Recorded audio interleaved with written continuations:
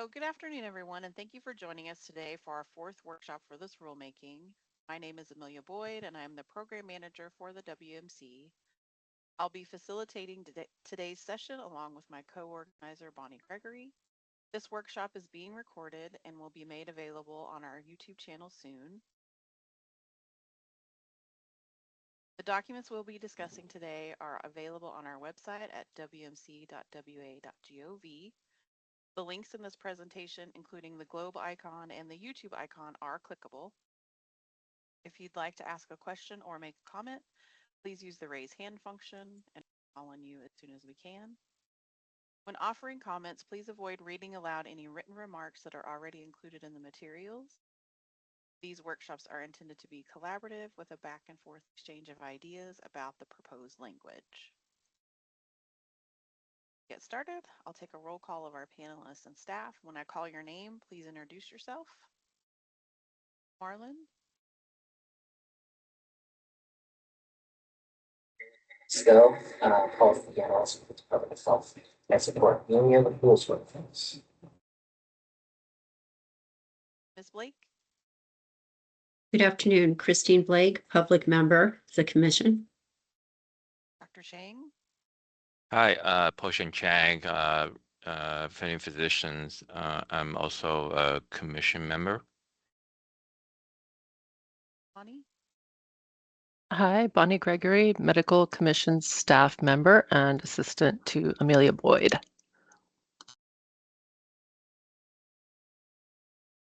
Kyle? Good afternoon, Kyle Kiernan. I'm the executive director for the commission. Micah? Hi, Micah Matthews, Deputy Executive Director for the Commission. Sarah? Hi, Sierra McWilliams, Assistant Attorney General, covering for your regular AAG, Heather Carter, today. And Dr. Domino, go ahead and introduce yourself and then begin the script. Hi, good afternoon. My name's Karen Domino, and I'll be the presiding officer for this rules workshop. Today is Wednesday, October 29th, 2025, and it's now 1:05 p.m. The meeting is being held via Teams webinar. The rule being discussed today is regarding opioid prescribing general provisions in Chapter 246-918 WAC for physician assistants and Chapter 246-919 WAC for physicians. The CR-101 or pre-proposal statement of inquiry was filed as WSR number 25-10-039 on April 30th, 2025. Ms. Boyd, please present our proposed timeline for rule development. Here's our proposed timeline for this rulemaking, which may be adjusted as workshops are held. If there are any questions about this timeline, please use the raise hand function and I will call on you. Questions? Seeing none. Dr. Schlicker, the physician lead for the Washington State Medical Association, to present on the Best Prescribing, Best Treatment program. Dr. Schlicker, the floor is yours. Thank you so much, and honored to be here with you. I'll try to get the presentation up, and hopefully we will be able to see it together. Let me get that going. In the modern version of Zoom, can you see the presentation now? Yes. Wonderful. Yes, we can. Great. Well, it's nice to meet you all. For those of you I haven't met, I'm Dr. Nathan Schlicker. I'm an emergency physician practicing in Tacoma, Washington, and serve as the Chief Clinical Officer as the Better Prescribing, Better Treatment program.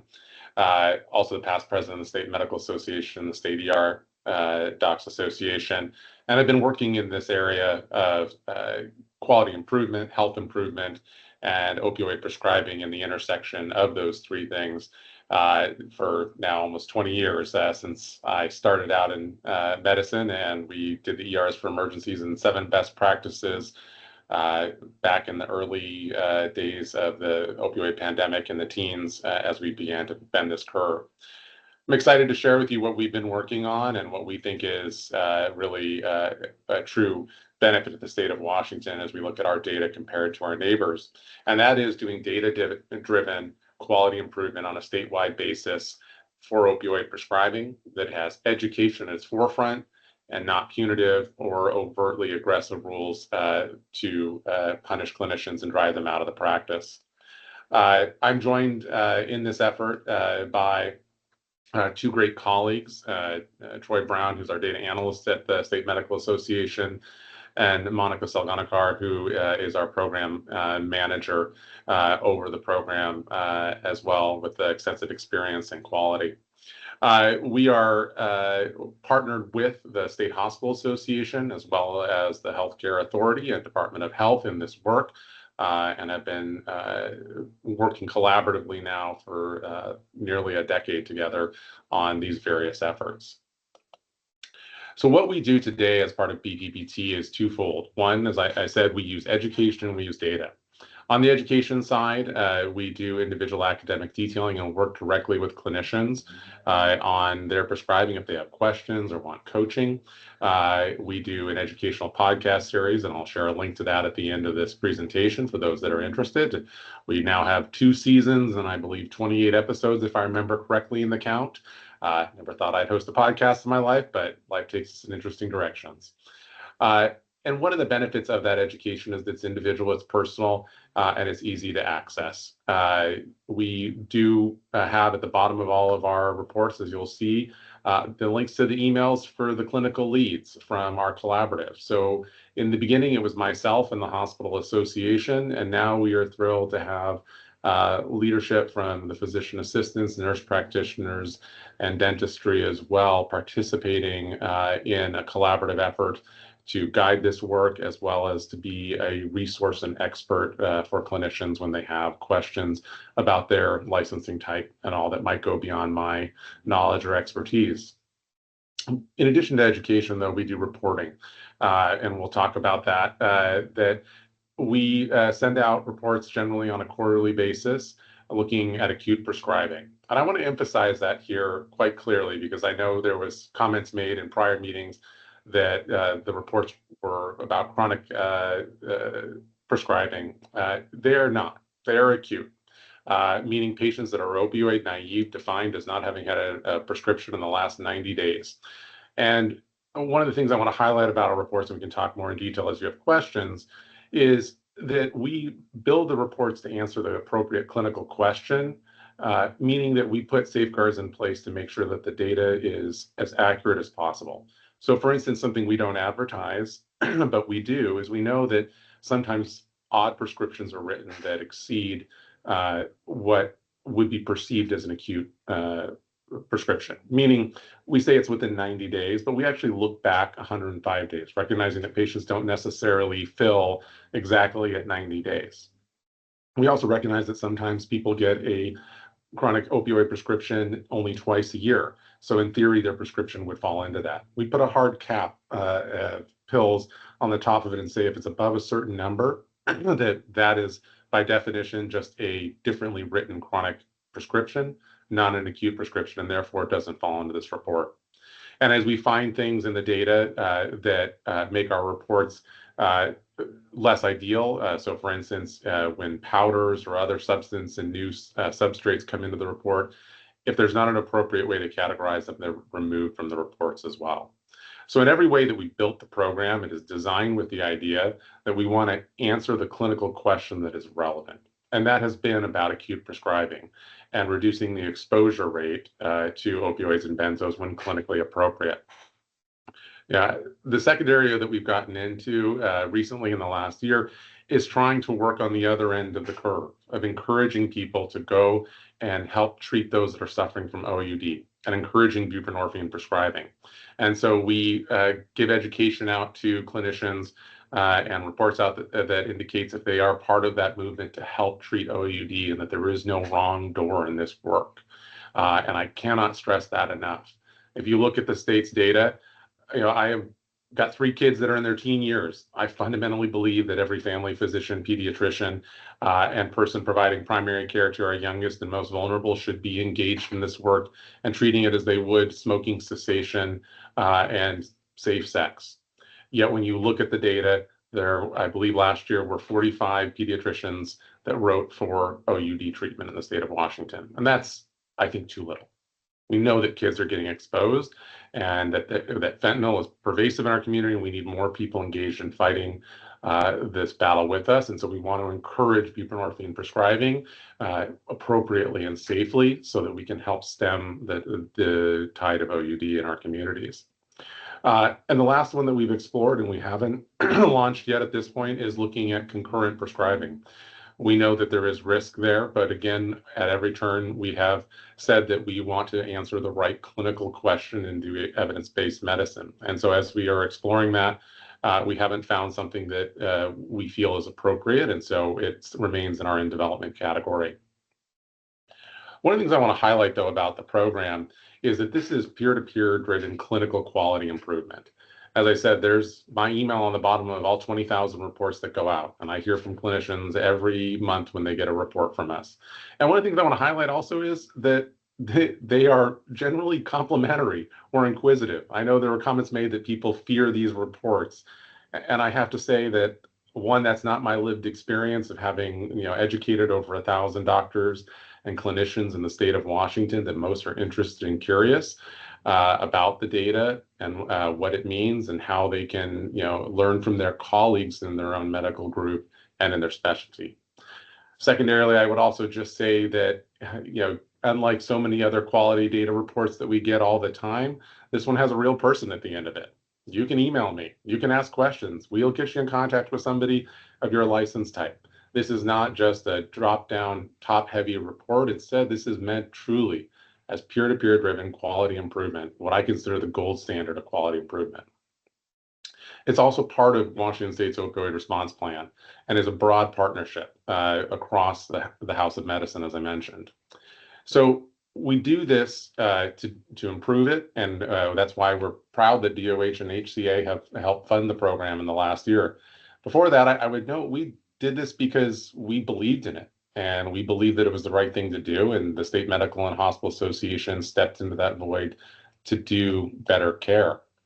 And we did it because we also believed fundamentally it was the right direction to go. We saw it with the ERs for emergencies that peer-to-peer education and data drives change without fear, in contrast to what was proposed when we started Better Prescribing, Better Treatment. And if you remember, that was some pretty blunt and non-fine-tuned recommendations of things like 7-day pill limits with mandatory prior authorization for every opioid prescribed in the state of Washington. And as an ER doc, I simply ask the question, who am I calling Thursday night of Thanksgiving when a patient cuts their hand and has a deep tendon laceration or breaks their ankle or 1,000 different things for which opioids are appropriate to prescribe, and nobody else works at 9 o'clock on Thursday of Thanksgiving evening, and how does that patient get care? And so we took on the onus and the challenge to say that we fundamentally believe that education and data drives better care and doesn't put more barriers to care in place. And I think the data supports that work. As I mentioned, we've expanded our work now to new report types and new partnerships, and that we have now worked with every license type in the state of Washington that prescribes opioids so that everyone has an opportunity to benefit from this data. The collaborative that we have, we've designated a lead from every one of those organizations so that, again, there's somebody that reflects their license type on those reports, and they're available to answer questions. One of the things that I saw in the comments as well was the concern around above guidelines. And I think it's important to harken back to where these guidelines came from. They are from the HTA's original policy that was 3 and 7 days, 6 doses per day for kids and adults. I will note that we negotiated that guideline back then as a compromise, recognizing that it was not perfect, that it was not meant to be a one-size-fits-all, but that it was a guideline. And that's why we use the term above above guidelines. It's not a rule. There are times where it will be necessary to be different than those guidelines. And we want clinicians to have an easy way to do that. And so in the beginning, we set up an expedited prior authorization process where if the prescription exceeded that, you just simply wrote exempt on it. That was it. Because again, education and feedback is by far a better way to learn than barriers that just have people stop the practice of medicine, whether that's completely stepping away from the practice of medicine or that is stopping a particular type of practice, like treating those with acute or chronic pain. So that was our philosophy going into this, and I think we've got the data to show the benefit. This is just an example of the opioid email that goes out that has all the signature blocks on it at the bottom, and you can see the people that they represent. Here's an example of our reports for opioids. And I want to highlight a couple of things about this. One, this gives you data about where you are compared to your peers in your specialty, where you are to the entire group of medicine, and it tells you about your individual scripts for that quarter. The other thing we recognize that there are those that may prescribe, quote unquote, within the guidelines, but a lot of prescriptions. And we wanted to give them data about where they are compared to their peers so that they could self-reflect on that. In no way does it flag in our reports. But you'll see it in that kind of scatter plot there at the bottom. Additionally, you'll see that on the fourth one, the other slide, that there is evidence about where we compare to our peers. The idea is that we can learn from each other. Yeah, maybe you don't want to reach out to me because you don't know me, but if you're practicing the same type of medicine as the person down the road, if you're both knee specialists, take the opportunity to talk to each other about what you're doing and what your practice is so you can learn from each other. If you're all an ER doc, you can talk to your peers in your practice.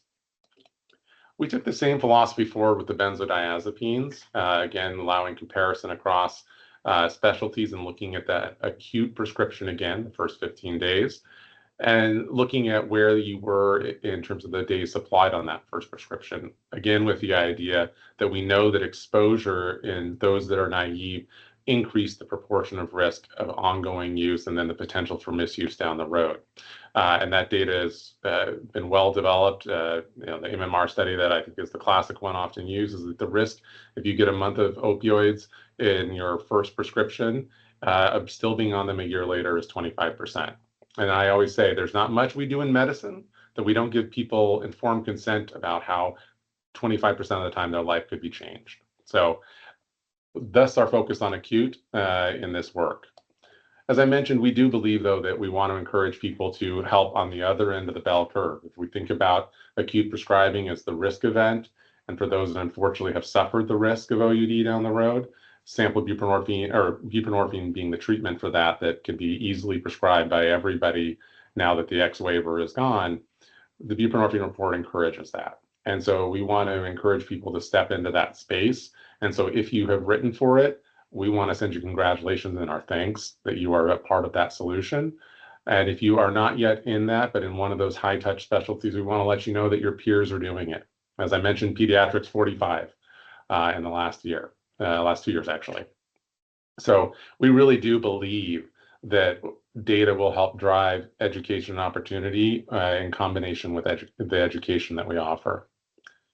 We have data now for the opioid reports and the impact it's had on the state, and I think that data is encouraging. Over the duration of time, over the last 7 years since we started the program, we've seen a reduction in above guidelines, meaning high quantity count, from 13% down to about 4.5% overall. And that applies to both kids and adults. Kids, you can see, are still higher than I think we might agree we all want, but are an area that continues to improve, and we'll continue that work moving forward.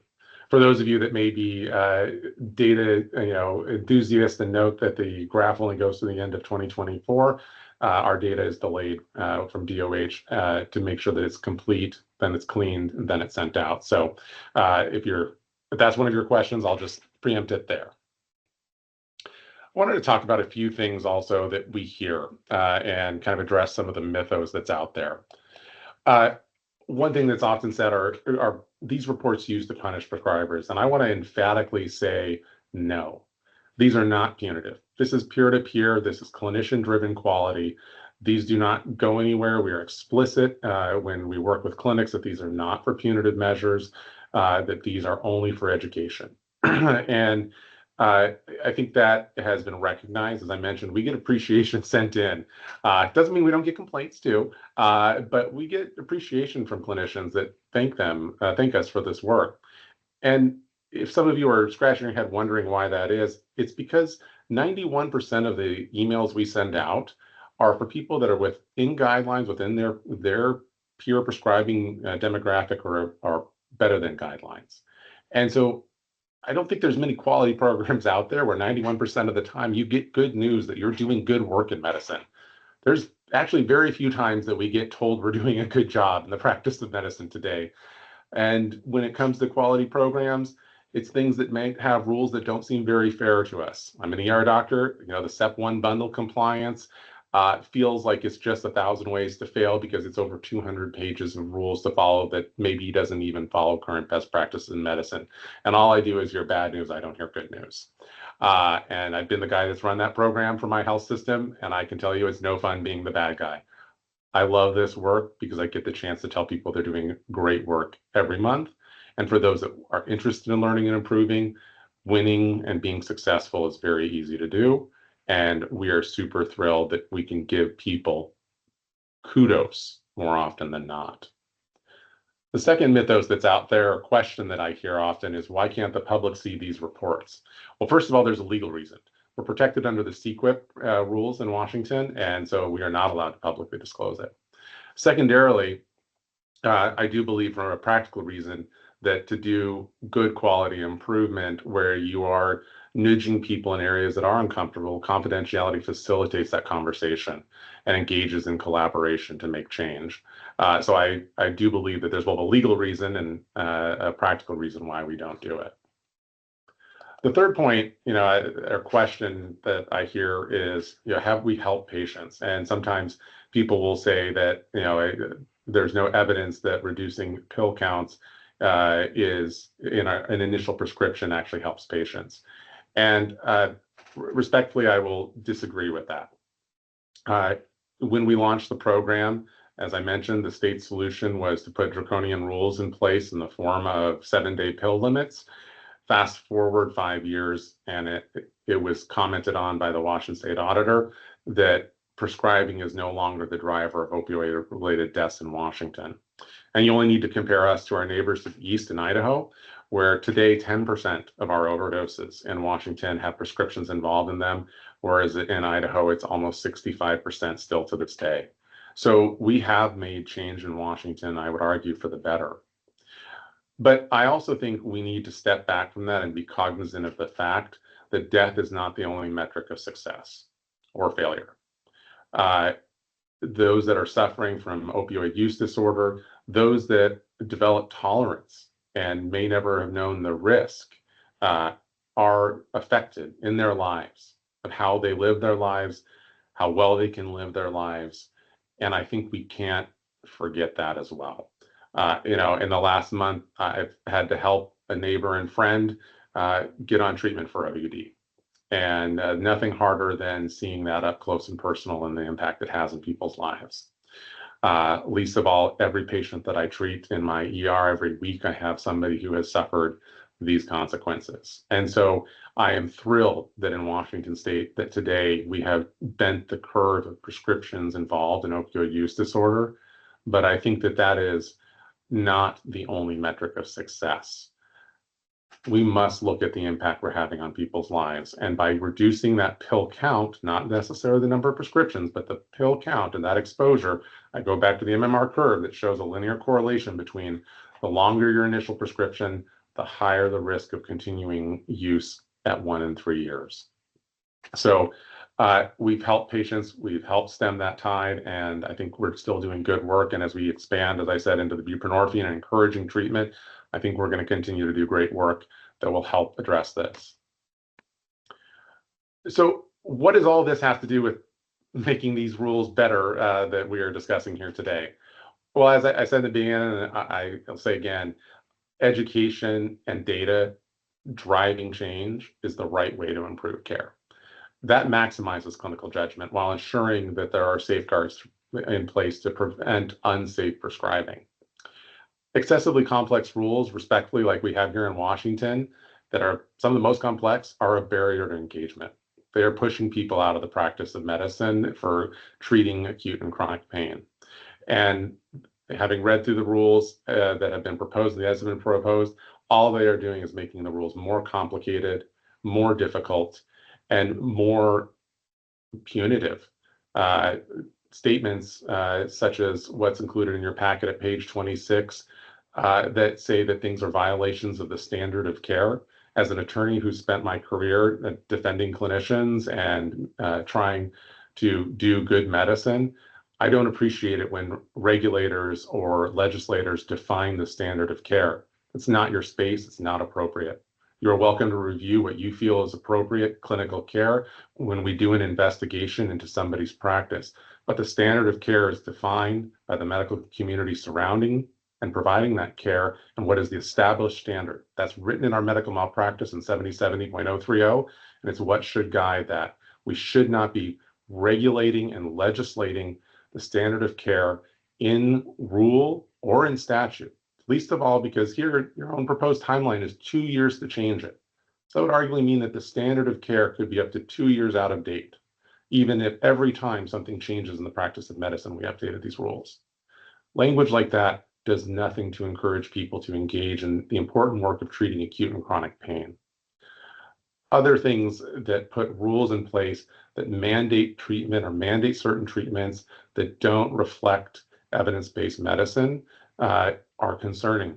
I would point you to page 59 and 65, where you talk about how MMEs are not a reason for consideration of tapering. And many clinicians will feel comfortable with the data up to certain MME thresholds and might not feel safe prescribing above that because data does exist on that risk, and they don't believe that risk is appropriate in their practice. Or they may not feel that co-prescribing is appropriate in their practice. And so rules that mandate certain types of care are likely to drive people out of the practice of this. If we've really, as the state auditor has said, changed the landscape of death in Washington, such that prescription opioids are not the driver of it, and in fact it is illicit substances, then how about we delete some of the rules, not add to them? I don't think we need to tell physicians what a good history and physical exam is. And yet there's A through double Z of descriptions of that. I don't think we need to tell people how frequently to do RT screening or UDSs, but instead say that those are parts of standard care. Let's simplify the rules if we want people to engage in the treatment of acute and chronic pain. Let's continue to give them good data. Let's continue to give them good education. And we can monitor the change in the practice of medicine because we have data through the PDMP and we can see the impact of it.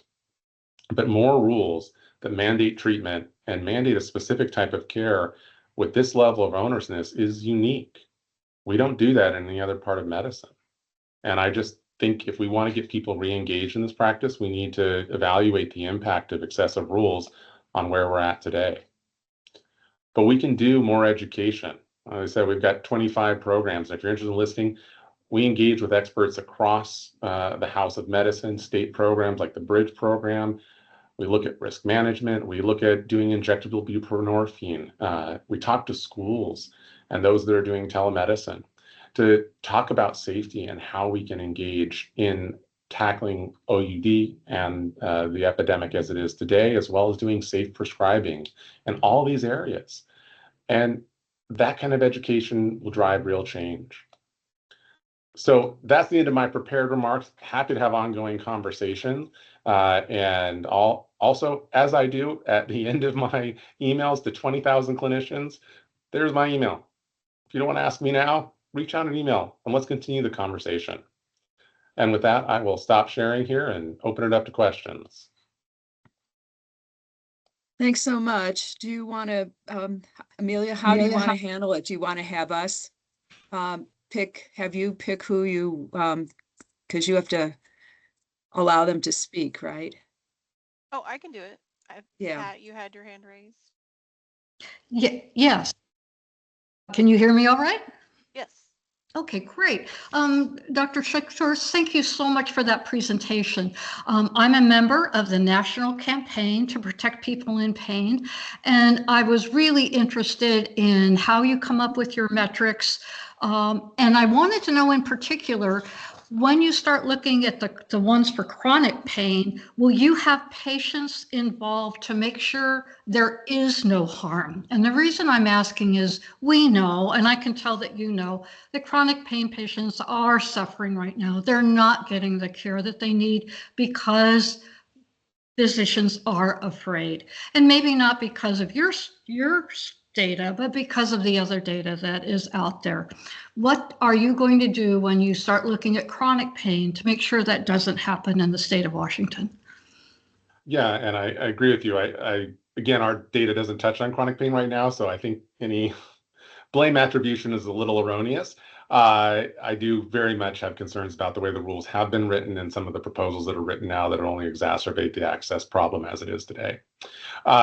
So that's point A. Point B, as I said, we're looking for an appropriate metric around probably co-prescribing is really what we've been evaluating, talking to a number of experts in the area.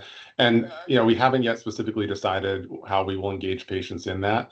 I will say that, if we choose to do that, it will be, something that we look at across, all license types, as I mentioned. We're working in a collaborative fashion. And I'm not opposed to it, but I do think that there is evidence-based medicine in the space, and we will work to do recommendations around that. And so some of the language that is in the proposal that in the proposed rules that suggests that patient preference can exceed evidence-based medicine will respectfully disagree with. And I'll just give a simple example that, there are those that might have been stable and doing well on Darvocet, but when that was pulled from the market for evidence-based medicine, we would not advocate maintaining it simply because somebody was doing well on it when it was doing harm. So we'll always take input, but we will also always look at the evidence at the time. Thank you so much, sir. Are there some other questions from the audience? You're really gonna let me off that easy? No, there's another, Pat is still, oh, I fixed Pat. Cindy, if you want to go ahead. Oh, my hand is. Am I good? We can hear you. Yeah, hi. I wanted to thank you so much for coming today, Dr. Schlicker, and clarifying some of the things that were our concerns. And I continue to raise the same concern I understand about in the future finding metrics for co-prescribing. So again, just open communication is something that we would really appreciate. And we do talk about the outcomes for patients, right? So you have people trying to get medication for legitimate issues for acute prescribing, and there's no record of the 60% reduction in prescriptions. There's no record of what the patient outcomes are for those. So I don't know if there's a way to see. We hear from the community, mostly chronic pain community. We have some people with acute issues, of course, but are you looking at patient outcomes, better treatment, better outcomes? Yeah, so again, any chronic pain patient would be excluded from this data set, whether or not it's an acute or a chronic issue.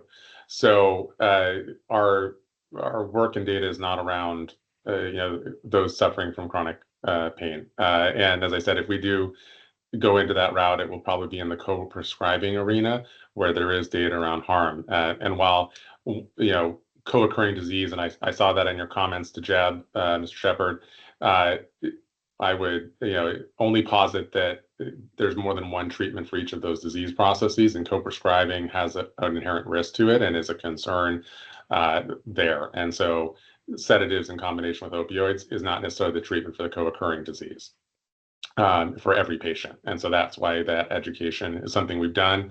The podcasts are there with the experts in the field and something that we are exploring. In terms of better patient outcomes, I think the two ways that we look at it, one, that death rate is definitely something that, and the participation in prescription opioids in death As I mentioned, Idaho's data is still 65% of opioid overdose have a prescription opioid involved in them, in contrast to less than 10% here in Washington. I think that's a testament to the impact that's happened. I think the other piece is the acknowledgement done by the state auditors on that impact. In terms of trending an individual patient life cycle, that's not something that we can do in the data. At least not a way that I can figure out that meets scientific rigor. If somebody has an idea how we can do that, happy to explore putting that data together, because I am all about finding more evidence of benefit or harm where that evidence lies. That said, I will say that in my clinical practice, and I treat people in acute pain every day. That's the nature of what I do as an ER doc. 80% of the reason people show up in ERs is acute pain of one form or another. Is that the conversation around opioids and about appropriate dosing and when we use them and we don't has really shifted, that most patients that I see are very much on board. And even sometimes when I offer opioids where I think it's reasonable, I'm told no, thank you. And so we have a long conversation around that about, hey, these are not things to be avoided in all instances. They're things to be used appropriately. They're a tool in the toolbox. They're just not the first tool in the toolbox. They are part of a therapeutic management program. And if all we're doing is giving you opioids, then we're doing you harm. And I think that's where the education needs to go and where we need to have that conversation. Last week, I took care of a young man who was post-op, and their doc just kept giving them opioids. And he had more pain, and without reassessing him, acute pain again, not chronic, said, take twice as many opioids. And I said, well, are you taking Tylenol and Motrin, and you're having spasm pain? Do we have you on a muscle relaxer, and you're having some neuropathic type pain? Have they tried you on Neurontin? No, they hadn't tried any of it. So while in the ER, we treated him with multimodal pain medications.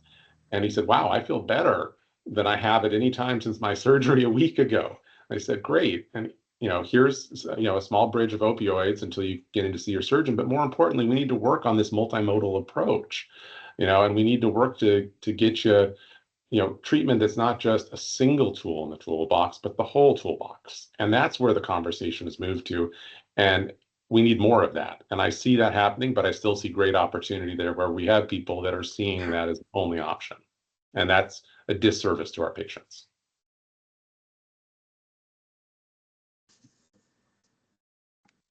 Are there some other questions from the group in the audience?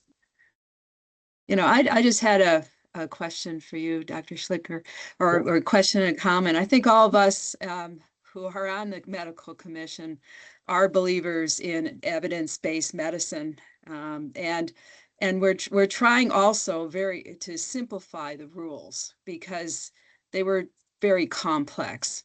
So we would appreciate your help and other chronic, people's help in order to help reduce that, because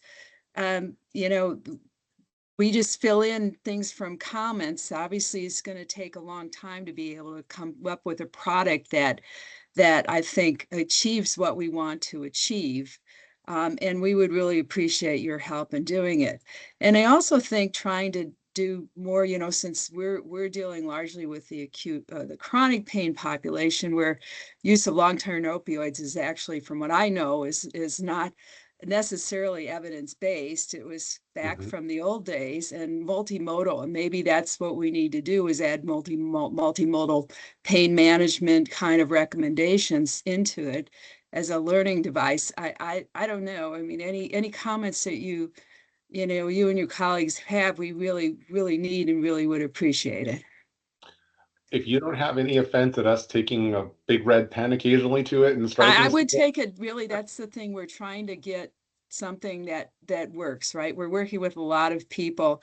We've had relatively little input from physicians at this point, other than in the old days. We're trying to make it simple, and so we appreciate whatever assistance you could have. We may not take those comments, but we'd like to hear them, right? If we don't hear them, we'll never consider them. Yeah, I will share. I think, some of the feedback that I've heard from the community is that, last time we felt like we gave comments and we ended up with A through double Z of how to do a physical exam. And there's a little bit of like, why go down this road again? Like, we're not going to be listened to. So, I say that only to give context to maybe It's why a different group involved. I know. I'm just saying Okay. maybe Yeah. that might be some of the reticence on engaging. But if there's an interest in that and you're okay with it, we will try to come up with a way to put something constructive in place to send back. But I would just emphasize that I think the practice of medicine has changed from those old days, and the majority of people are doing the right thing. And if our goal is to engage people in doing the right thing, the simpler we make the rules, the more willing it will be for the everyday 90% that are doing the right thing to engage. And then the 10%, I'm going to argue that's where maybe you all look at the data and say that prescribing practice is out of character and invite them for a conversation. Because I still do see people that I think do not do good evidence-based medicine.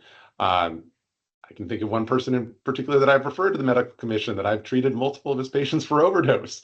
And I'm like, that's not good evidence-based medicine. Those are the folks that I think the rules, they don't care about the rules. They don't follow them. And that's in theory who we're trying to rein in, but they're not listening to it. And so I think focusing our efforts on those that are the outliers, not those that are doing the work or that are just a little afraid because of the onerousness of the rules, and instead making the rules fair to them, they feel like they can safely practice and not quote unquote get in trouble, will expand the folks that are willing to do chronic therapy. And I do agree with your comment that there's not a lot of data that chronic opioid therapy is effective in non-cancerous pain. And so that is part of that change of evidence-based medicine, but there are people that have been on it, and either we need to maintain them or we need to taper them slowly, or we need to find a substitution, and just not having anywhere to go is not right for them too. And so we need to come up with a way that we can bridge everyone through to successful treatment and therapy in the future, and have clinicians feel like they can safely do that. And I know that's a darn tough window to fit in, but I think we can do it. Yeah, good. Thank you. Amelia, I don't know. Goddard So, is first, Monty, I guess. Yeah, Monty, go ahead. Good afternoon. My name is Monty Goddard. I'm a licensed civil engineer. I'm 76 years old. My wife is 75 years old. She's been a chronic pain patient since 2002. Up until the 2016 CDC guidelines came out, we had a life. I was still able to work. My wife was fully functional. That changed. I retired in 2000, at the end of 2010. We were enjoying life, visiting, using our motorhome on occasion, taking 4 to 6 week trips, living our life. Then her co-prescribing was stopped by edict. And then her medication dosage was reduced again by edict. That's why I became a pain patient advocate. I enjoyed the first part of your briefing, Doctor. I don't really have an argument with it, but my concerns heighten greatly when I hear you talking about moving on to chronic pain patients. I don't know if I mentioned it, like Pat Irving, I am a member of the National Campaign to Protect People in Pain. And I share with her and strongly endorse, because it sounds like you kind of dismissed it, to be honest, a recommendation that patients be involved when you move into your next phase of dealing with the opioid epidemic. The slogan in the National Campaign to Protect People in Pain is, if it's about us, it must include us. I can tell you, I'm a very bitter man. My wife and I's golden years have been destroyed by do-gooders who were trying to tell my wife what was best for her. Keep in mind, she had a track history of high-dose opioid medication and co-prescribing.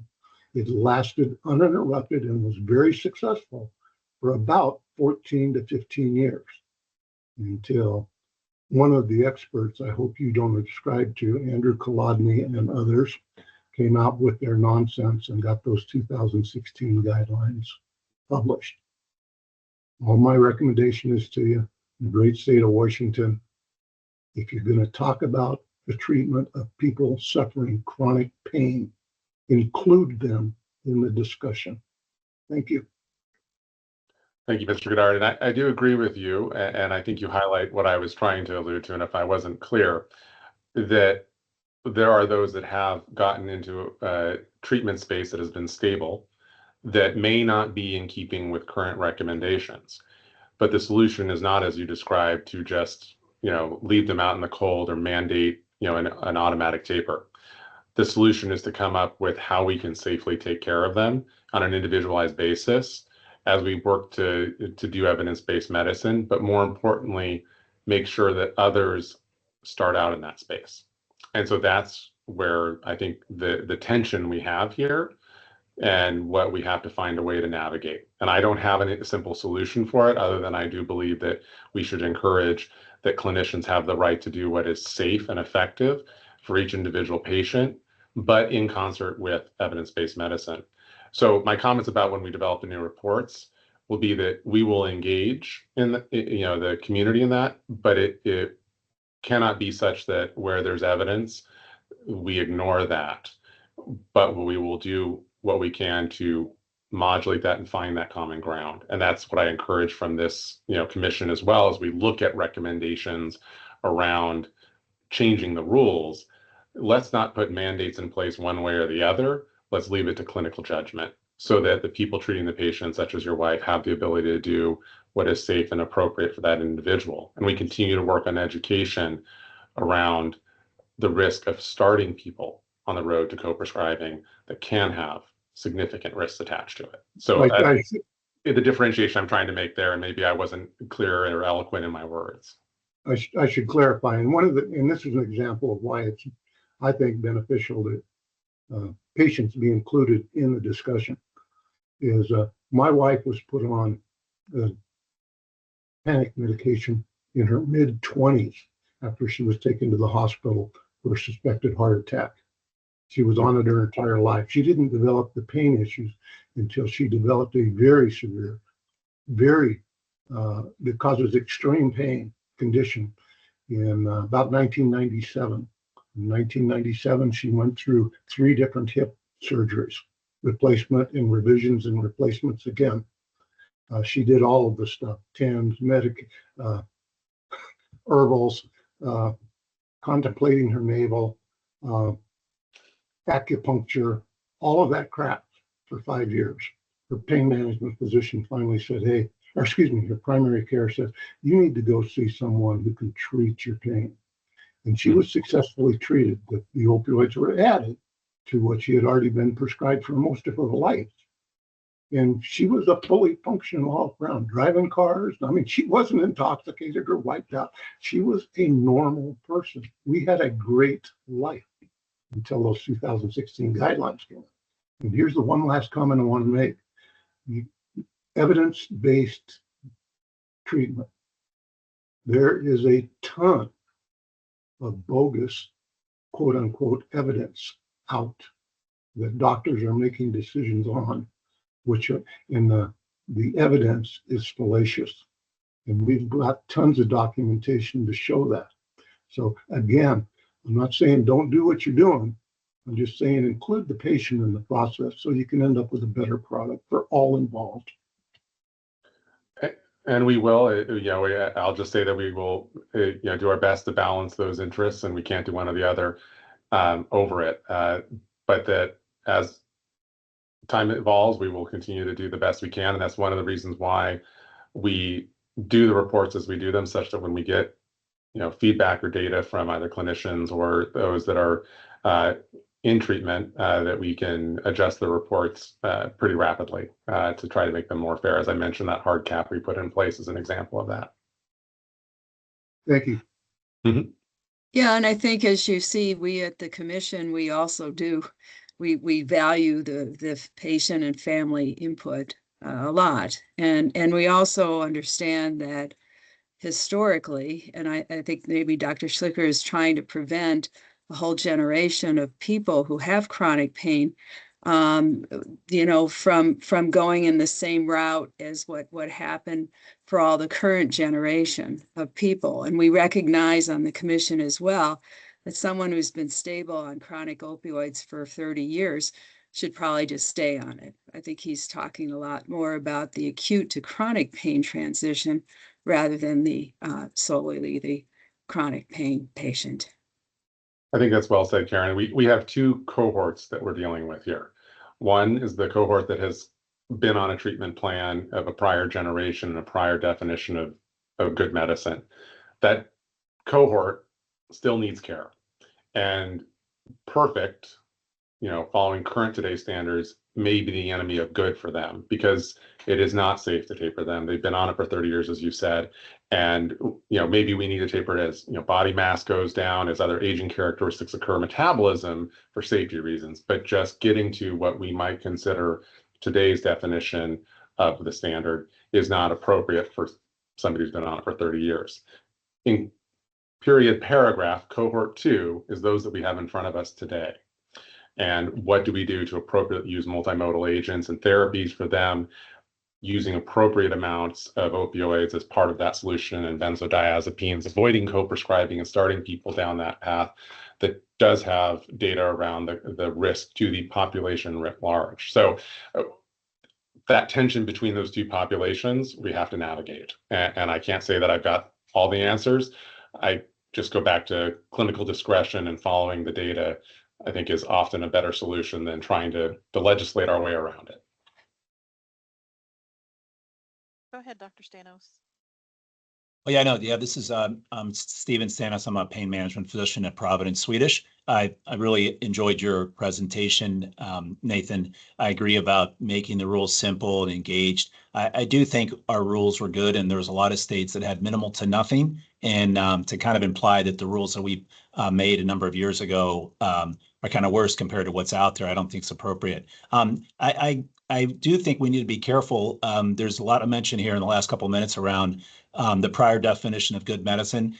Opioids are still appropriate for some patients, whether it's acute prescribing or not, that need to go on to chronic. I see a lot of patients that would do better on low-dose opioid medicine, and they're not even being considered. So I think you really need to be thinking of three cohorts. There's the acute prescribing, like you're talking about. There's the chronic pain patients. And then there's a third cohort of people that maybe it is beneficial, whether it's mu agonist or buprenorphine in the other products that I think are a lot safer for patients. So again, I'm glad Mr. Goddard made those comments about his wife. And I do think we want to be careful not to throw the baby out with the bathwater. The original 2016 guidelines led to 2022, and the 2022 are more patient-centered. And there is nowhere, I think, if you talk to any pain physician, that they would say that opioids should not be considered for chronic pain. So I do think we want to be careful about that. But I enjoyed your presentation. The one last comment I'll have is I learned a lot about the reports that you're giving. I think a lot of physicians don't have any understanding of the report, and they get the report and they react the wrong way. So any way you could educate people about the report, I learned a lot. I thought it was excellent. So thanks for your presentation. I just wanted to make comments. That's all. Thank you. Great. Well, thank you. And I appreciate your point about a third cohort is well taken. So I don't disagree with you in that. The only thing I would say, the reason why I say I think our prior rules were a little excessive, I do think defining what a history and physical is kind of a black and white example of excessiveness. I'm not saying we shouldn't have rules, but we went a little bit overboard then, and we need to, bring that back in scope. And that I think, again, we now have that chance to do that. And so let's really stop and say, if we think medicine has changed, we don't regulate almost any other practice of medicine like this. And so let's step back and ask ourselves, is it even appropriate to be doing it this way? And that's where I hope, at least I know those on the chronic pain side have concerns about data and reports and all that, but I hope they hear me equally as forcefully advocating that we need less rules to open up the population of people that are willing to help care for them and not have people feel like they're more pushed out of this part of practice of medicine. So I'm happy to straddle both worlds between those two. I just think we need to recognize that our rules have gotten a little away from us. In terms of educating people about the reports, we do all the time. That's why we do the podcast. We go out. I presented to CMAR's whole clinical group. So Hey, if you've got a group that you want me to come talk to, a medical staff meeting, we will come and visit and talk about why we do it and what the data says. And I'll say it again, my email's on the bottom of all of them.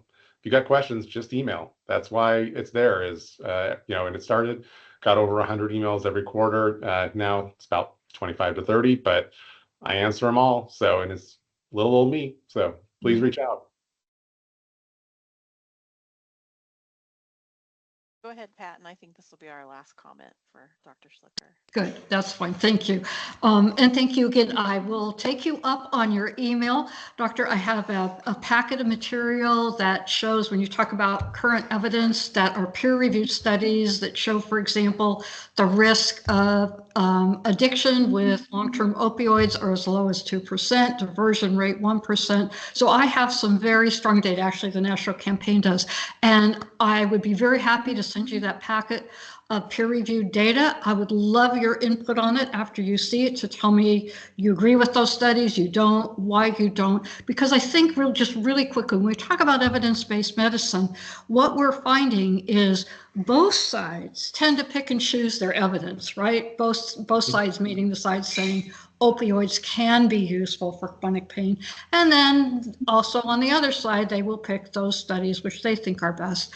We have solid studies that I would really appreciate your review on, because I think the risk is less than popular media is presenting, than the DEA presents, than regulatory agents are presenting.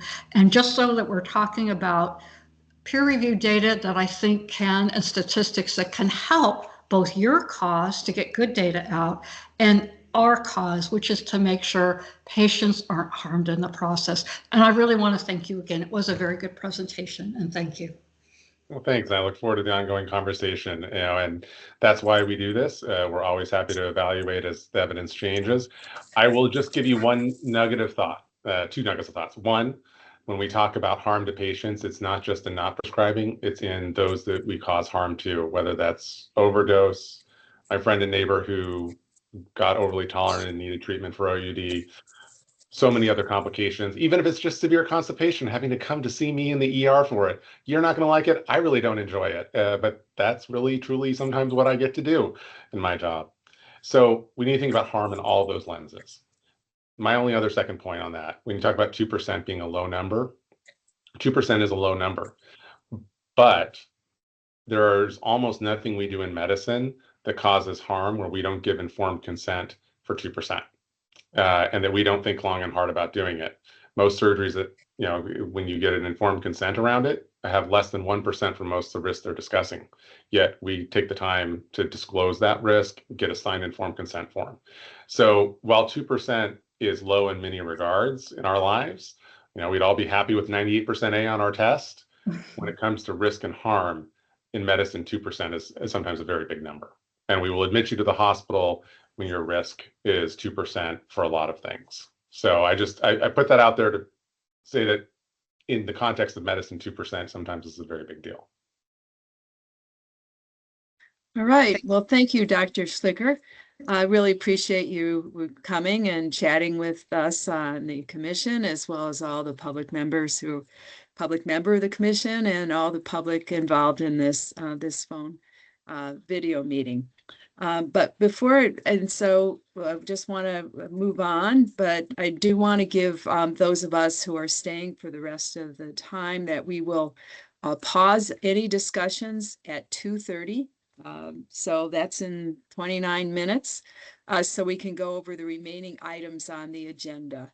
We have future workshops scheduled for this rulemaking, which Ms. Boyd says we'll present later in the workshop about when exactly these will be.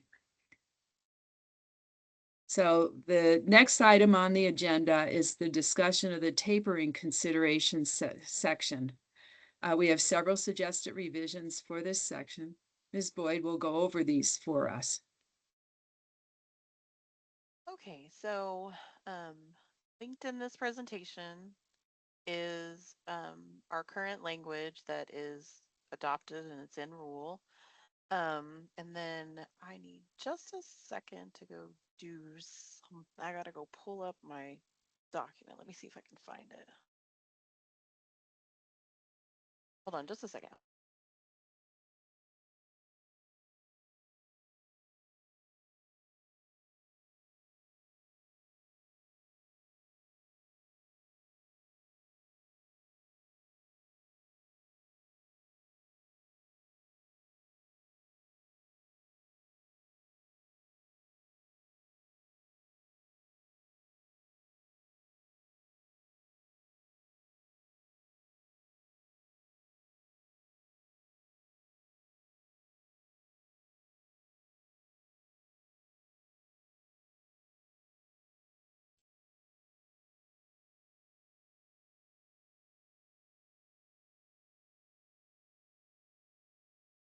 I've been having nothing but trouble with my computer today. Okay, so as I mentioned, we received several suggested revisions to the tapering considerations section. So right now, our tapering considerations section looks like pretty short, actually, and we just made a change to it recently. Um, so this is what our tapering considerations section looks like at this time. And we added this first sentence and we changed the second sentence a little bit earlier this year. And so we've received lots of suggested changes for this section, and we can go through those. Pull up the right document. Amelia, can you What? Can you tell us what the issue was with this? What, I mean, we'll look at it, but just curious as a summary of it. What didn't people like? Overall, they want stronger language that not all chronic pain patients will need their opioid prescriptions tapered. They want stronger language, and then they want like more explicit language, like more, you know, stronger, yes, and then also more explicit, like explaining it better when what situations a chronic pain patient would not need their prescriptions tapered. And then just one comment I would make, and something that we talk about frequently when we talk about this section, is that these are not requirements. They are considerations. So there was a time when we thought about removing this section altogether because they're not requirements. They're just suggestions. And so that is something you can consider, just removing this section altogether. You can revise it. You can leave it the same way that it is right now. I mean, that's up to you. But oh, okay, good. Yeah, thanks for letting us know what we're going to be looking at and why there were concerns with this, because we did try to deal with this before with the sentence saying that not everyone needs to be tapered, right? It's really a shared decision making model. Right. Yeah. So there's a document in the materials that is tied, it's this same document, this is just the Word version of it, that tries to incorporate all the suggestions that we've received. And again, my hope is that we can make some sort of progress on this section alone. If we don't today, it'll just be on the next workshop, because this is the one that we get the most comments about, the most concerns about. We've received the most suggested language on this particular section. So my ask today is that we can either go through this document, or you can talk about maybe rescinding or just removing the tapering consideration section. I'm not sure what you're feeling right now about that particular section.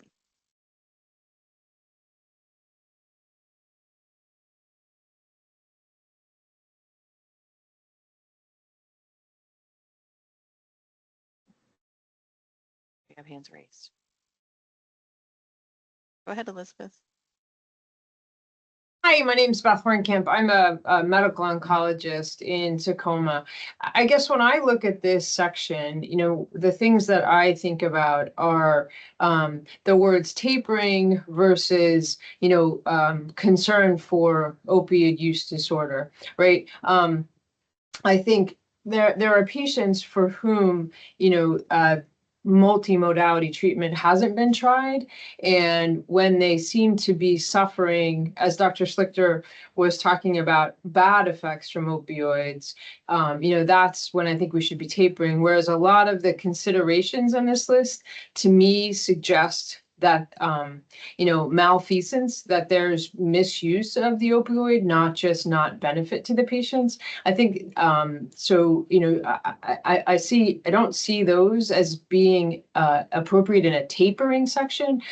Tapering in this and then almost seems punitive, as opposed to let's take down your opioid dose because we should be putting some other things in its place, and then I think your life will be better. As opposed to I'm cutting off your opioid supply because you're using it when you shouldn't. There's concern about diversion. That would be my comment. Thank you. Go ahead, Cindy. Yeah, so this section in particular, what we're looking at is prescribers and practices that have been mandated to taper to a certain dose is a big concern. We're looking for not just patient protection, but protection from providers, for providers that they can feel that they have backup if they want to keep their patient at the current dose if they're doing well. So that's the place that we are coming from, is providers tell us we need backup. Well, how can we do that? We could put the section in here that says you don't have to taper if the patient is stable, if the patient is with the treatment plan, if the patient is benefiting. That's where our language comes from. Thank you, Cindy. So for the commissioners, as I said, we can either go through this proposed language that incorporates the suggested revisions, or if you want to discuss one of the proposed that's in the materials in particular, we can also do that.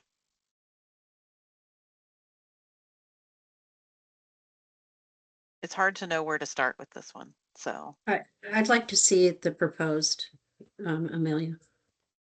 So they're in the materials. Let me pull up the packet.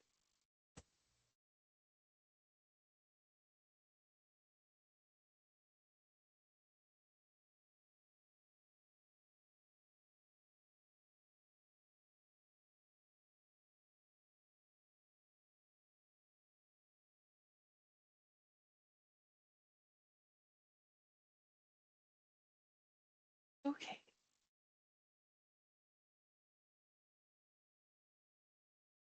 So revision 1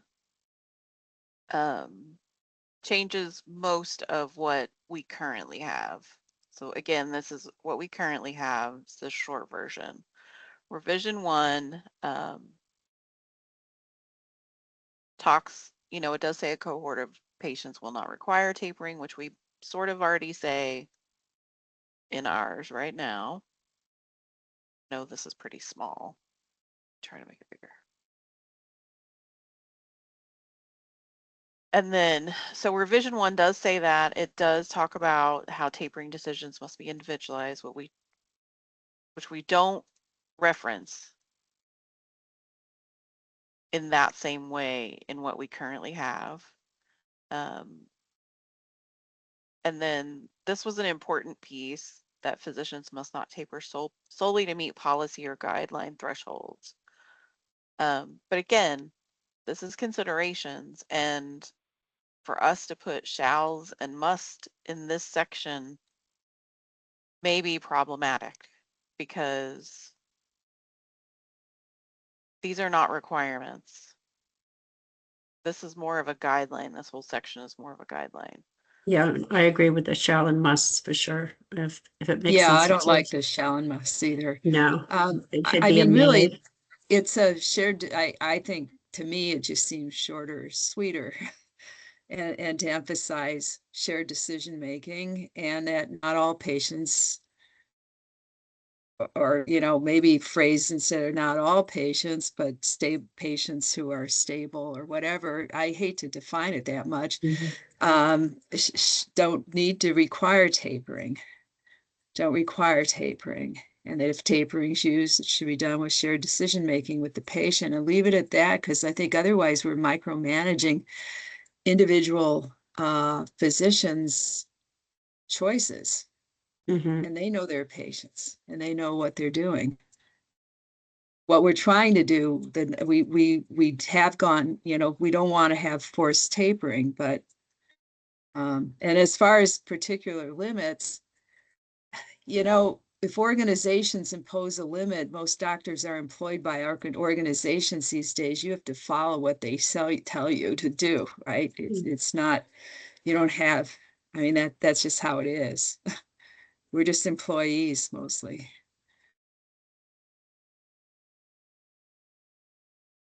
So again, I mean, we can obviously change what language is already established, just make little changes if we want. I mean, I feel like we do say that, I mean, we reference medical decision making, patient-centered treatment, that they shall consider tapering. I mean, we can even change the word shall if we wanted to. Because how do you enforce considering? I don't know. Yeah, we can't. So go ahead. There's a comment, Dr. Domino, from Cindy, and that there's never shared decision-making when patients have no choice but to taper. Well, we can recommend it. What can we do, right? People can file a complaint, but I mean, like, I don't know. I mean, we can't. You can find a different doctor. I mean, I don't know what to say. It's just. And that's the tough thing, is that we can't force a doctor to have share. We just can't. I mean, how would we regulate that? Sierra, you have a comment? Yeah, so I don't know if this is helpful at all, but just as I'm listening to this, I looked again at the definition of an administrative rule, and it's something that is of general applicability, that is a requirement for the person being regulated, and violating that requirement would subject them to sanction. So we don't usually put guidelines or suggestions into rule because they don't really fit the definition of what a rule is. So it's mixing different things. I don't know if it would be helpful to have things like this as policy statements where the commission is reassuring the regulated people, physicians, that we are not going to sanction you for not tapering your patients when they don't need to be tapered, or something like that. So that's just my 2 cents. I appreciate that, because, it, like you said, it's really hard for us to I mean, we're not supposed to be putting guidelines in a rule. Much of this language here is from the model language that we came up with back in 2018 and was, adopted in 2019. So, I mean, I like the idea of putting it in policy. I do too. And also, the policy process is so much faster than rules. Yeah. Like Dr. Schlicker mentioned, it's going to take us a little over almost 2 years to get these rules completed with the track that we're on now. And policies are so much faster. You know, we can get a policy put into place within like 6 months at the longest, I would say, because there is still reviews involved. It goes through the same review process as a rule, but it doesn't have all of the filing with the 101 and the 102, and all of those things don't have to happen. So, I mean, we can do that. We can leave this tapering considerations section as is and then create a policy if that is what you would rather do. I like that. So Cindy has asked that I read the language that they submitted. So on, well, I think it's in my here.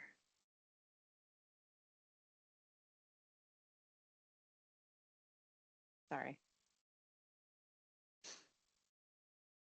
Okay, so here's the language that WashPIP submitted recently, and I'll just go ahead and read it. So it says, not all chronic pain patients will need their opioid prescriptions tapered. The decision to taper should be based on the following: history of compliance with treatment plans and written agreements documented by medical records and PMP queries, documented functional stability, pain control or improvements, deterioration in function or pain control at the present dose, history or indication of misuse, abuse, substance use disorder, diversion, or adverse event, and then maintaining the current dose for patients who are compliant with the treatment plan, demonstrate ongoing benefit, functional stability, have no evidence of misuse or diversion, and have no adverse events is within the standard of care. Document medical decision-making for continuation or change to the treatment plan. And then any tapering plan must include gradual dose reduction, monitoring for withdrawal symptoms or adverse effects, and then clear documentation of clinical rationale and patient-reported impact to ensure continuity and transparency of care. Now, one thing I will say is that, like Dr. Schlicker mentioned, we shouldn't be putting standard of care language into, we shouldn't be saying that. So we would have to change at least that. But what are your thoughts about this proposed change?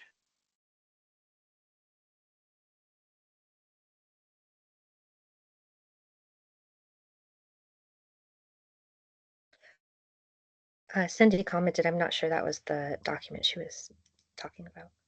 Oh, this isn't the latest document? Hold on. Hold on.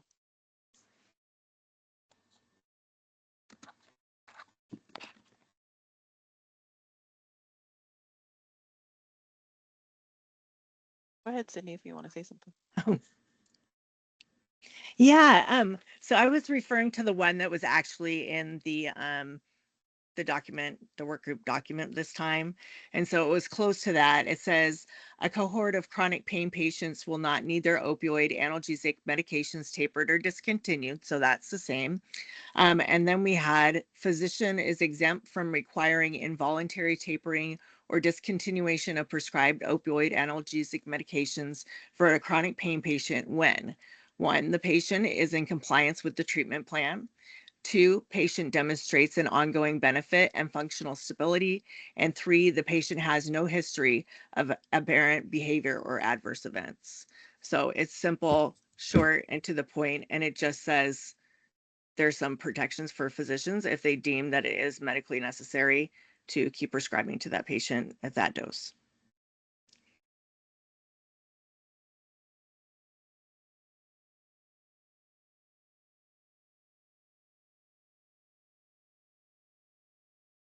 Commissioners, what are your thoughts then? There's a lot to consider.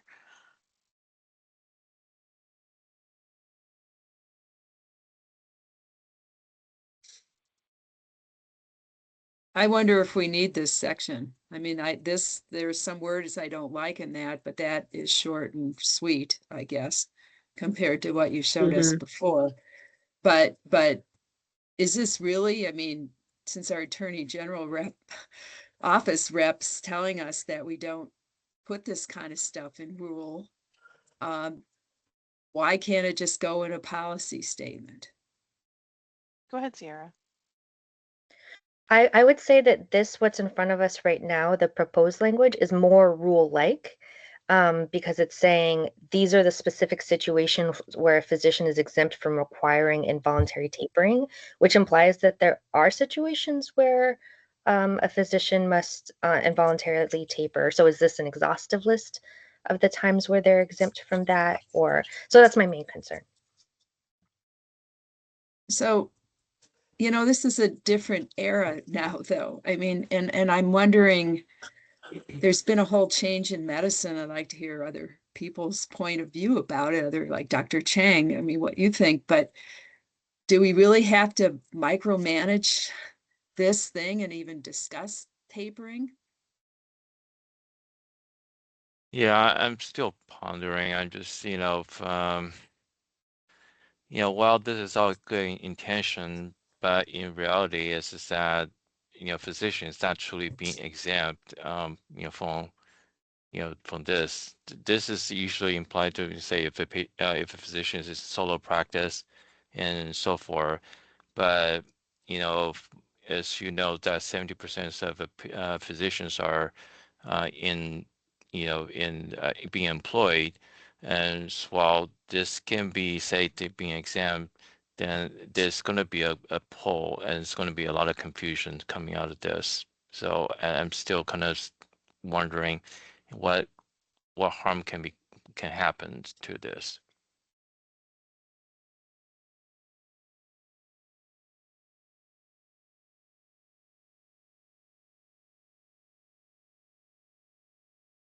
And I just would say that Tiara had a good point. Like, is this list exhaustive? It's certainly not. So if you did decide to put something like what's on the right in rule, then you would have to say something like, that it's not limited to this list. But if you don't limit it to this list, then, I mean, there's a lot of room for interpretation if you don't limit it to a list when it comes to exemptions. And then just in the comments, Sarah Tompkins said, there's a lot of harm happening to the pain patient communities being forcefully tapered. And I would just say to that again, these are not requirements that patients be tapered. This is something we have talked about and tried to educate providers about from the beginning, that there's no requirement to taper patients. It should be a shared decision making with their patients. And then, when that doesn't happen, I mean, unfortunately, there's not, we can't, I mean, there is under treatment, of course.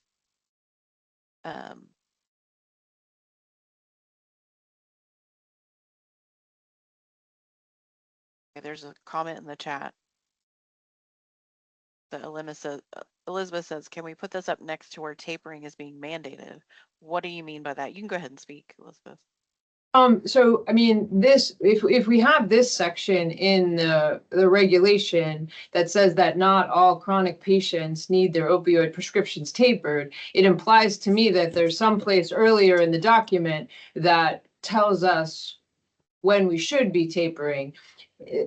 When is there, or like if there's not a place that says we should taper in the document, why do we feel like we have to comment on patients that don't need to be tapered? Because as other people have mentioned, so there is no place in our rules or in statute that says a patient needs to be tapered for any reason. And so we've had many comments. Yeah. We're just assuming that people are getting educated or that institutions are mandating that we taper. That's why this is in, because people are feeling like the institutions are mandating the physicians to taper. It's not a feeling or an assumption. It is absolutely happening.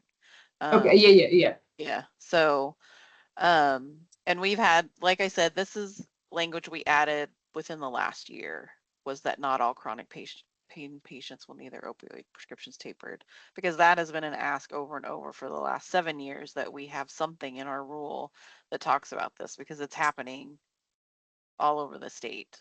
We've gotten many reports that someone's being forcefully tapered because the clinic, it's not usually the doctor, it's the clinic or the hospital or whatever that they're working in says that they have to do it. Is there a way for us to aim this language not at individual providers, but at institutions that are creating these rules? Unfortunately not, because we can only speak to physicians and physician assistants in our rules, because that's the only group of practitioners that we have authority over. So facilities is a whole other section of the Department of Health. So, and then we can't regulate clinics at all. No one can regulate a clinic. So Can we instruct physicians to report when they're being forced to taper? I mean, I don't know. Like, it seems like there should be something that a physician could do if they're being asked to do something they feel is not in the patient's best interest. And maybe that's where we could, maybe that's what we could put in here. I'm not sure. yeah, and we can't instruct them to report it, I wouldn't say, because we don't, because again, we can only, it's not under the mandatory reporting laws and things like that. And so we can't instruct them to report when they're being told to do something that they disagree with, especially if it's coming from like corporate of a clinic or something like that, because again, we can't regulate those folks, unfortunately. Right. Right. This is a tough section of our rule, I will say. Okay. It has been rough since the beginning. Go ahead, Miss Blake. So when we're in line with what we are just talking about, so if it's a regulatory requirement in facilities, that would be, as we were just talking about, a facility policy. The Joint Commission doesn't give prescriptive requirements for tapering, but they mandate that accredited organizations have a robust medication management system, safe patient-centered pain management plans in place that include guidelines for tapering and titration. So, and for specific meds like opioids and benzodiazepines, the Joint Commission references and promotes guidance as well, and which emphasizes slow, individualized tapering plans to prevent withdrawal and other adverse effects. So that being said, it would be, in my opinion, too, more like a system policy issue. And if that is the case, and we're looking at a physician document, like what was mentioned earlier, do we even have to consider putting it in there or just leave it? I mean, these folks have to follow whatever if they're not just in a clinic and doing tapering on their patients, but if they're in a hospital setting, they have to follow those guidelines anyway. So just throwing that out there. Thank you. And then, so real quick before I get to you, Maria. So we do have a stop right now, but if you want to talk about this for another, like, say 5 minutes, and then we can move on to the end, we can always talk more about this at the next workshop. So go ahead, Maria. Yeah, a few minutes is fine, I think. Okay. Yeah, I don't want to keep anybody past what we want to do. I just want to say that I understand this one is very, very difficult. I can tell you, and it's really hard because I see a lot of doctors and I talk to a lot of doctors who work in clinics. And, you know, it is like a clinic policy, and those doctors being required to taper all their patients. They either choose a 50 MME, a 90 MME, and it's every patient, regardless of what the condition of the patient is. And, you know, the doctors don't want to do it, but they're obviously required to do it. If they don't do it, they're going to lose their jobs. So I guess it's just trying to find a way to give them some power back. I don't know. I don't know how to phrase that, but I think that is the major problem here. It is happening everywhere, and it's really bad, really, really bad. So I'm really sorry that this is dumped on the medical commission, and I'm so grateful to you for the hard work that you're doing. And I know it's not an easy problem to address, but this is the major gist of what's happening in the chronic pain community right now. It's hurting people. But we could provide a policy I mean, we Yeah. can't control them, right? No, And it's so that's what, from a legal standpoint, I'm not a lawyer at all, but from what I see is that maybe this is better in a policy statement that we could get out and that doctors could take to their institutions. right. Although we're just individual providers who have limited say. Yeah, no, and I understand that. I think that's why Cindy and I and everybody, we're just trying to find, we're just patients, so we're just trying to find a way to help those that are around us. And I know that that is a hard put to put on you. So I do appreciate it. I understand, your limitations.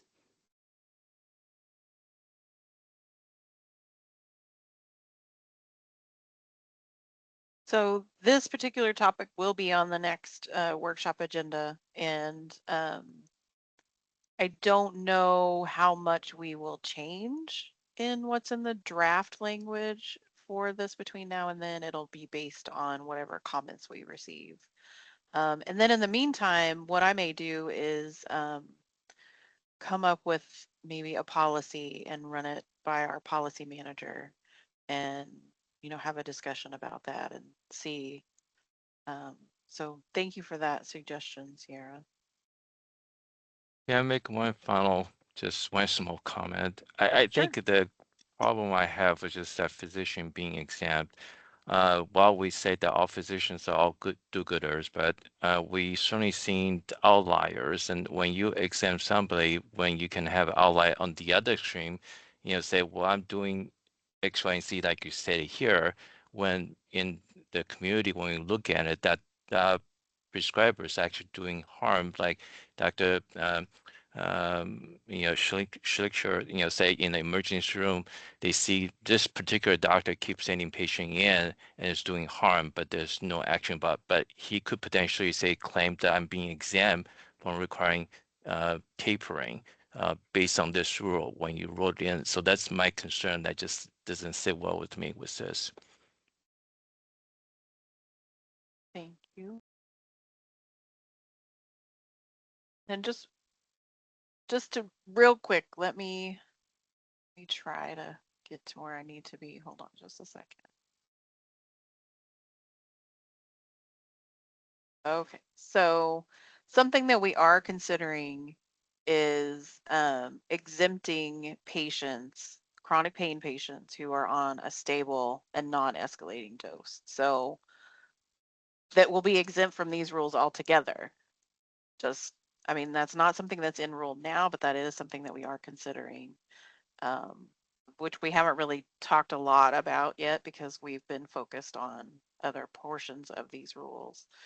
So that's just something to think about as we move forward with what we're doing with that tapering consideration section.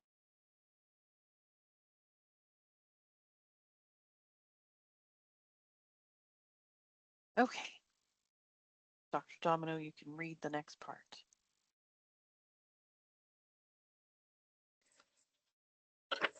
All right.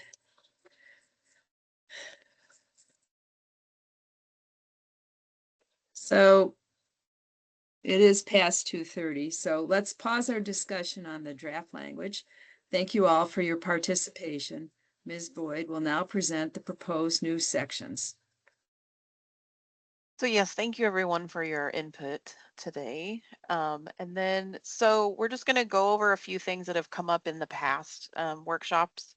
And one of them was that does the exemption for end-of-life care apply to Washington's Death with Dignity Act? And so I did a little research and no, it does not.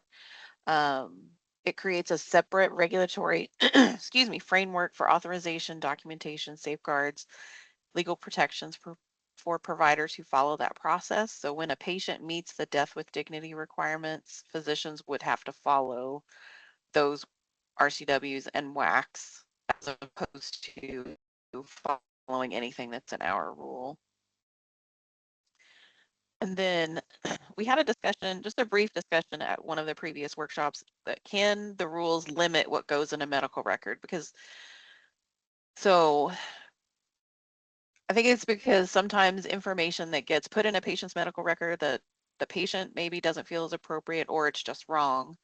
And so I just wanted to circle back on that one and talk about that we are not aware of any laws that prevent a board or commission from specifying what must be included in a medical record.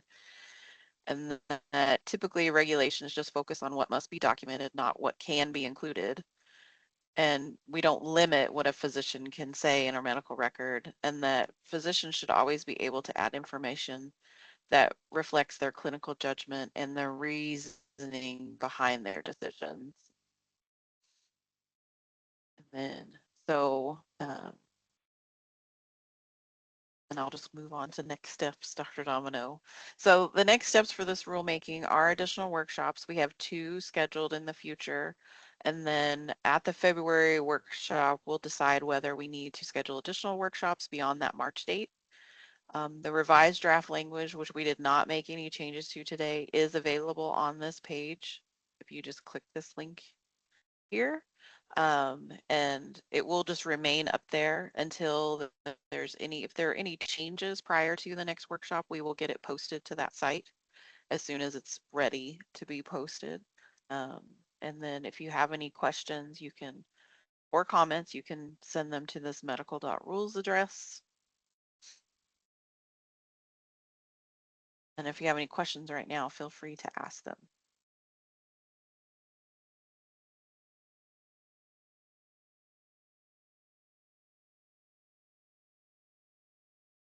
Go ahead, Cindy. Yeah, so the process with the rulemaking is we do how many workshops total? Is it just 6? No, it's as many as we want. Okay, all right. I know it's slow going, so I just wanted to make sure that, everything will be discussed thoroughly. So I appreciate that.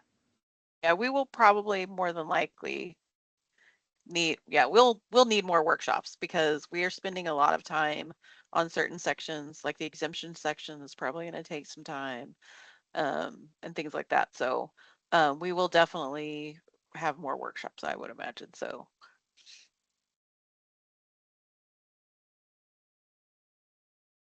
Are there any other questions?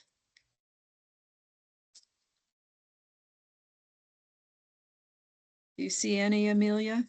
No other hands raised, and there's nothing else. There's no questions in the chat anyway. Okay, well, I'll now close the workshop. Thanks everyone for participating.